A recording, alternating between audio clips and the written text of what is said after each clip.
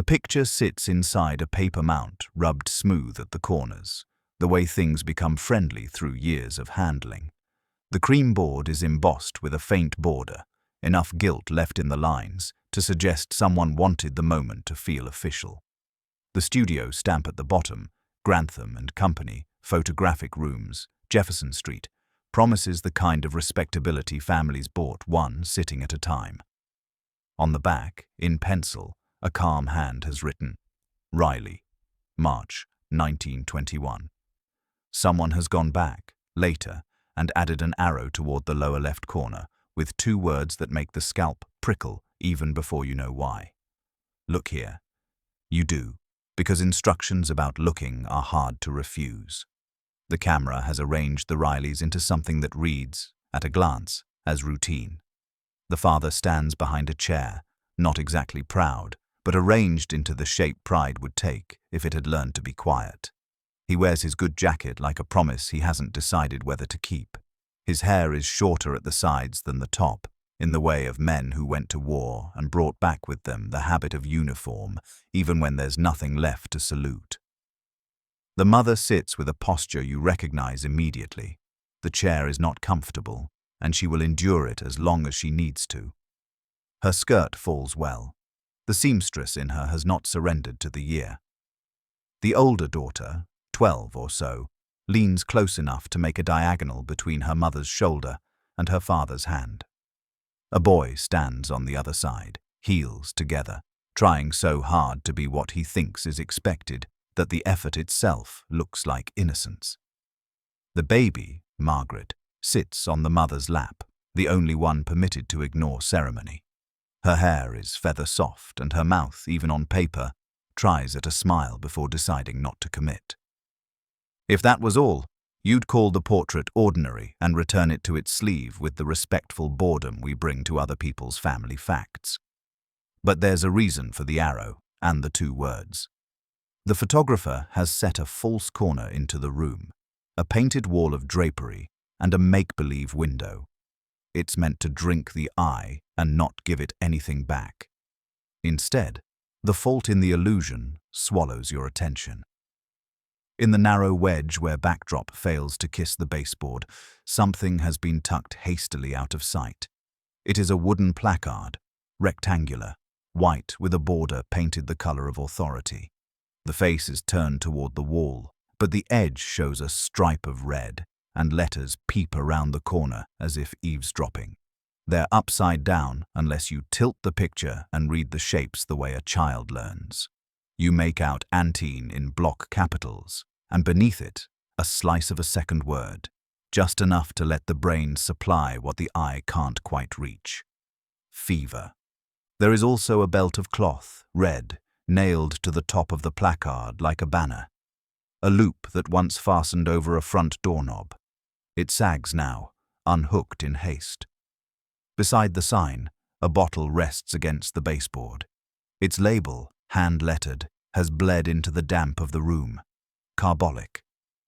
Behind the bottle, almost invisible until the light finds it, a strip of windowed paper sits in a fold of shadow.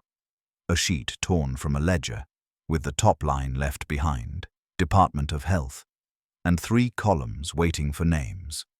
The portrait is posed. The corner isn't. It's the only part of the room that didn't agree to behave. Once you see the sign, you go back to the faces, to verify what terrified you without telling you its name. The father's jaw is set not in anger, but in the labor of softness. His right hand has arranged itself on the chair, back in what the studio assistant must have praised as nice, but the fingertips are blanched, the grip too firm for varnish.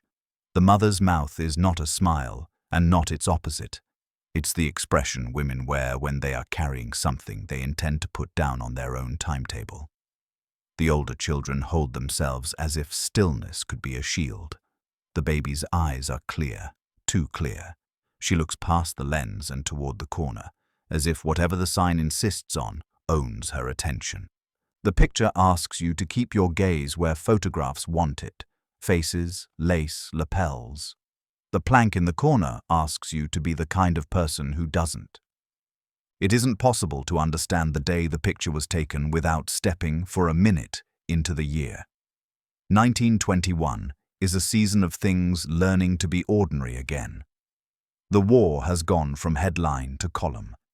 Men who once were saluted now stand in line at the feed store and count their dollars low enough not to be overheard.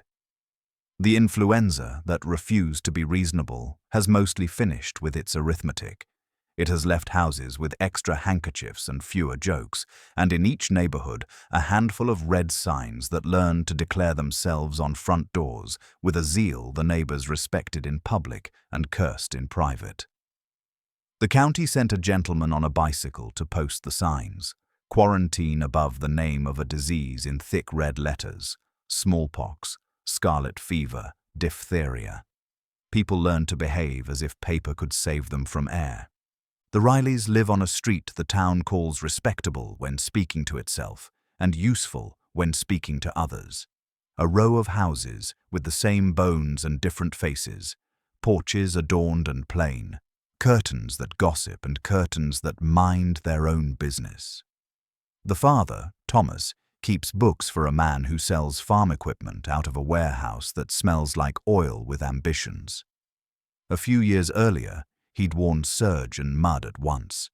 He came home with a cough that turned out to be nothing and a quiet that turned out not to be. He is the sort of man who knows how to apologize with a gesture rather than a sentence.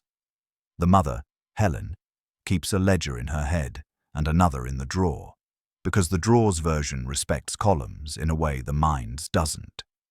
Their older two, Anna and James, move through rooms as if they were trained in consideration and then allowed to keep the skill. Margaret is the new kind of worry, beautiful, easy to love, and hot sometimes to the touch with a heat that is not her fault. In January, her cheeks bloomed in the middle of the night, with that particular flush mothers learn to fear, as if a painter had a cruel idea about roses. The doctor, Leonard Haynes, who learned virtue by being asked to carry it in a bag, came in quietly through the back, with a face that did not want to be bad news. He held a thermometer as if it were a truth he intended to modify with advice. He set it aside after a minute that lasted 3. "It is scarlet," he said, not unkindly, as if naming carried a grace. "We'll post the sign." Helen folded one hand over the other in her lap and pressed until the knuckles whitened the way prayers do under teeth. Thomas put out a palm, because that's what people do when there's a precipice in a sentence and they think they can catch the cliff. "We will do as you say," he said. He meant it. He meant it when the doctor hung the sign on the front door like a ribbon that insulted the house. He meant it when he sent notes to his office on a runner's bicycle for 3 mornings, then 6. He meant it until meaning and money acquired different opinions about how long they could live with one another. Neighbors were kind with their feet and their baskets. Kindness, like contagion, travels door to door. Ida, from 3 houses down, left bread that pretended not to be a gift by leaving it on the back step alongside the coal scuttle, wrapped in newspaper that smelled like somebody else's trouble. The church ladies telephoned every other day and talked about weather and nothing and everything until the line hummed like a hymn. The children learned the geography of being contained. They invented new games that could be played in the space between a rug and a window. They discovered how to watch the street without touching the glass. They listened for the bicycle bell that meant Dr. Haynes had remembered them, had remembered to arrive wearing the habit of good news, even when he had none. Margaret warmed and cooled in turns until finally she warmed and stayed that way for a week. Then she cooled. The rash changed from insistent to memory. Her body remembered laughter. The room exhaled. Dr. Haynes knocked with his knuckles instead of his mouth. He lowered his head and smiled toward his own shoes. "Another few days," he said. "Then we declare ourselves, and the world can come back." Thomas nodded at that sentence as if there were a collection plate attached to it. Another few days. He had kept his goodwill through longer, He had visited the office at dawn before anyone else arrived, his handkerchief wrapped around the doorknob, his scarf pulled high so books could find their columns without being annoyed by his breath. He had written letters in the light of the icebox. He had found the bottom of a coffee can labeled for later, and discovered it was a fraud. Then, Grantham's boy posted the card in the shop window. Spring sittings. 1 print free with 2. The town was tired of being a room. It wanted to be a picture. People were inventing reasons to dress. The light outdoors had learned to find faces again.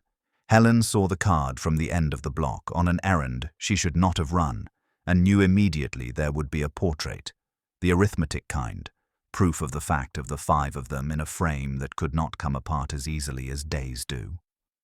"We'll go," she told Thomas, softly enough to make it a secret even in their own kitchen. "On Saturday.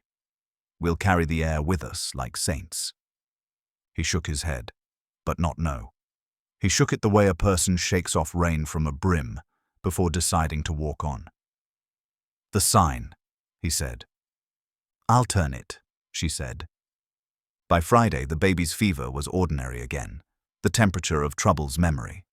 Dr. Haynes, who believed in the law without worshipping it, stood on the back step and did the calculus that distinguishes decent men from the purely rule-bound.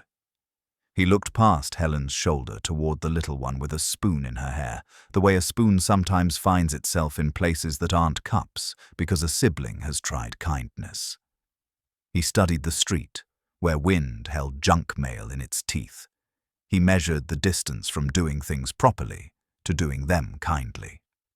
"Sunday," he said, and this time he meant the sign, and this time he meant the world. "Wait until Sunday, and I will come myself and take the thing down and go to church with your husband, and the 2 of them will test the air together." "We'll wait," Helen said, and meant it until she didn't. What made Saturday different was not appetite. It was that the boy from the office arrived with a note coiled like a spring from Mr. Albright, Thomas's employer. It asked, politely and with a small paragraph's worth of not saying the word fired, whether Thomas intended to remain in his position. "The quarter closes Tuesday," it said, as if Tuesday were a ship sailing from a pier, and Thomas had been invited reluctantly to try to be on it. His replacement was a matter of method, the letter suggested, not character. Thomas folded it twice and put it in his pocket, and he did not sit. He went to the front door, lifted the chain on the sign, and turned it over so its face leaned where walls could pretend there was no message. He lifted the red strap off the knob and dropped it so it knelt in a coil on the rug. He stood there breathing like a man who has run, though he had only walked across his own hallway. Helen set the carbolic bottle in the corner, because hiding things has a motion to it people learn, because the body knows where to place guilt to keep it from tripping on its own hem. "You'll wear your scarf," she said to Thomas, which was both superstition and devotion. "We will go by the alley." She wrapped Margaret in a shawl as thick as an opinion and sat her on her hip so that the baby's face could borrow her heat. She told Anna and James to be still in the way that children interpret as a game and sometimes obey more perfectly than reverence. Grantham's ladder, leaning against the backdrop at the studio, had a scrape on the 4th rung where a boy had slid down it too fast 2 summers ago. The assistant had learned to lower the lamps without thinking of the fire they represented. The velvet of the one good chair had a color deeper than what money could buy and less honest than what living gives. Behind the jury of things that told people what to do sat the gap between stage and wall where the room kept its real life. Helen turned the sign there, face against the baseboard, as she set herself. The assistant, who really should have objected, did the arithmetic of his own rent and pretended he thought the board a plank of backdrop. "Here we are," Grantham said, with the pomp people acquire when they trade in memory. "Mother seated. Children, lovely, look to me. Sir, yes. Hand there. The little one, splendid. Hold, hold." If you have never watched a person disobey fear with their face, The Rileys have something to teach you. They hold. They hold their breath and their expressions and their manners, and no one coughs. The shutter opens and drinks them. The shutter closes, and the assistant makes the small, triumphant noise of a man who has seen his day transformed into coin. Grantham asks for another for safety, and then a third, because that's what unconvinced men call caution. Between the second and the third, the baby looks left, not at the lens, not at the ribbon that wants playing with, no, at the corner, at the plank, at the red strap's shadow, at the bottle with its label bleeding into dash, dash, lick. The fear that photographs manage so well to hide. She refuses to hide it. She looks toward the thing she learned before language, and the paper keeps her lesson for anybody who will come and study it later and feel their own chest, answer in the secret place bodies keep for grief. I know that sign. I know what it does to a room, to a mother's hands, to a door. After, the world did not fall down. This is perhaps the worst part, and the only part worth telling. They walked home by the alley as if poor health could be persuaded to prefer main streets. They closed the door on their kitchen and took the sign back up by its red strap and rehung it on the knob from the inside so that from the road the house looked properly owned by the county's idea of decency.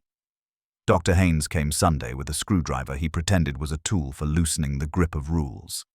He wrote released on his own ledger and stepped back to see if the air agreed. It did, or at least it did not disagree. The baby did not worsen that week or the next. The Rileys had risked something and had not paid for it with a name on a stone. This is not a defense. This is a warning about the shape secrets take. The sign rested between baseboard and backdrop for exactly 8 minutes. And those 8 minutes proved to Helen and Thomas something dangerous. That love could misbehave in public, and the world would not always bring down the ceiling in reply. The danger of getting away with something is not righteous punishment. It is appetite. Not that kind. The kind that quietly adds another plate to the table and invites risk back for leftovers. The portrait came home and learned where the sunlight found the mantel at 4 in the afternoon. It learned how to accept daily dusting as a superstition and a duty. It learned how to become a sentence. We. It hung there through a year that tried to be normal, and a year that was glad to be better. Thomas kept his job. He drank coffee that tasted more like beans than like sorrow. Helen put the sign she had turned into the corner of the pantry behind the step stool, face against the wall, because there are some things you don't allow to look at you. People lived. That is what they did. The children grew. The baby learned to reach both arms up at once when she wanted to be carried. Dr. Haynes learned to get older in a way that made the town forget it had ever doubted him.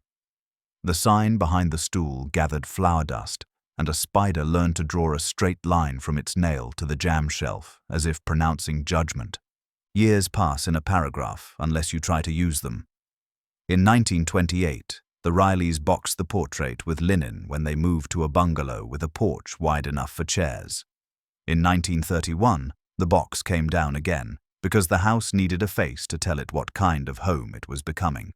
In 1933, the children, no longer children, stood in front of the picture and joked gently about collars and bows and the way their father's hand played soldier, even when there was nothing to salute. No one mentioned the corner then. Perhaps no one remembered why it made the heart step wrong. Or perhaps they had learned to treat that corner like an uncle at supper. He will be served quietly, and you will not ask him about the war. In 1964, a granddaughter, Ellen, with the same stubborn squint Margaret kept when the sun made up its mind, found the portrait in a drawer she shouldn't have been in and carried it to the kitchen table like treasure. The mount had taken the color of old cream. The stamp had worn into a polite whisper of itself. She traced the gilt rule with a finger and learned the trick children are sometimes allowed to learn, that touching does not always break things. She noticed the instruction on the back, "Look here," and did. She bent until her breath fogged the glass, and then she wiped the fog with her sleeve. The corner answered her. She read the red letters backward. The sign explained itself, even in exile. Her grandmother, Margaret, came in with a dish towel and a history and put both down. "We were nearly always doing something we thought we weren't supposed to," she said, not unproudly. The thing to ask yourself later is whether the rules were for not hurting people or for helping someone else sleep. Some of them were righteous. Some were for cowards. Ellen was 11. She wanted things to fit in saints and sinners boxes. She wanted to be told whether to admire what the adults had done. Was it wrong? She asked. Going out. She did not say for a picture, because she had learned not to make the worst part sound shallow, even to punish it. Margaret dried her hands in a way that suggested she'd been telling the same story to the same room for 40 years, and only now trusted the room to get it right. It was wrong, she said, and then, before Ellen could feel righteous. And it was necessary. She looked at the photograph's baby, herself, and smiled without enjoying it. "Don't write it down," she added, which in families is how a person tells you where the paper is if you need it.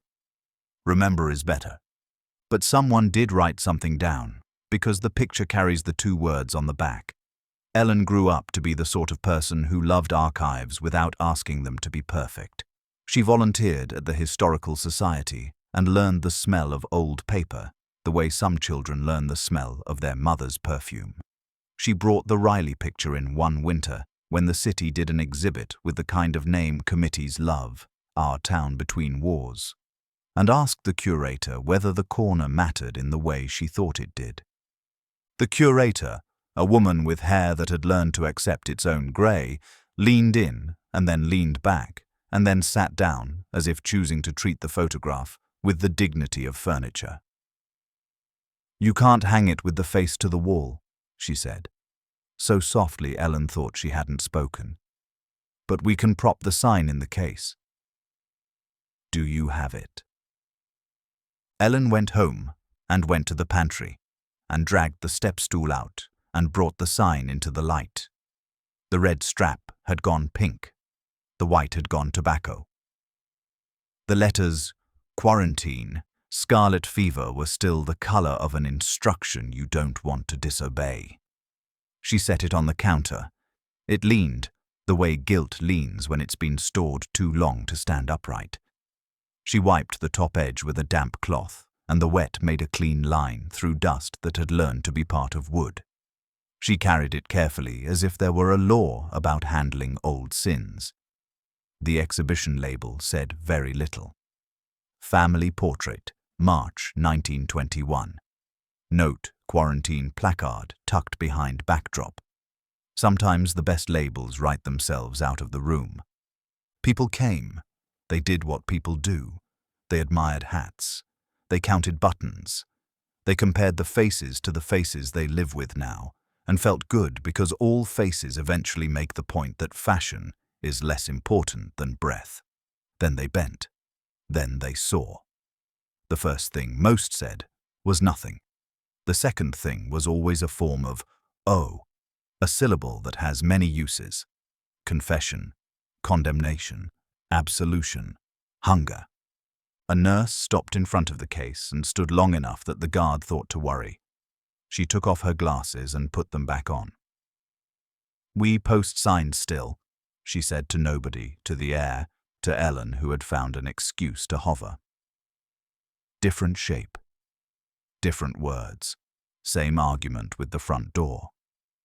A man in his 70s told his grandson that the town used to hang sheets out the window to pretend air could be told what to do, and the boy, blessed, asked why the grown-ups thought bed sheets boss clouds.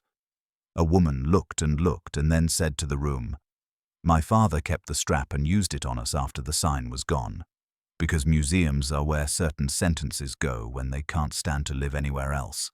Not everybody read condemnation. A carpenter came and stood and put a finger to the glass where the red strap cast its small shadow. "People do what lets them get through," he said. He had the voice of a man who has learned to apologize without abandoning himself. "I'm not saying okay. I'm saying I know the room this was. If the story stopped there, generous with other people's trouble and critical where mercy tires, it would be useful and insufficient. Pictures don't promise justice. They promise to keep what they saw in the hope that someone later will be able to look without flinching. The Riley portrait kept the corner for you so that you could practice being the kind of person who looks there first. What else is in that wedge? In the space between sign and wall, the edge of a suitcase peaks, a common brown rectangle with a paper tag torn away, a remnant of the string still looped through the handle. On the leather, the ghost of writing you can't read without becoming an archivist, M-R in blue that used to be black, the ink having learned something about oxygen. What it says doesn't matter. What matters is that it's packed. The family had a bag ready for leaving or for staying. That's how people live with signs on their doors.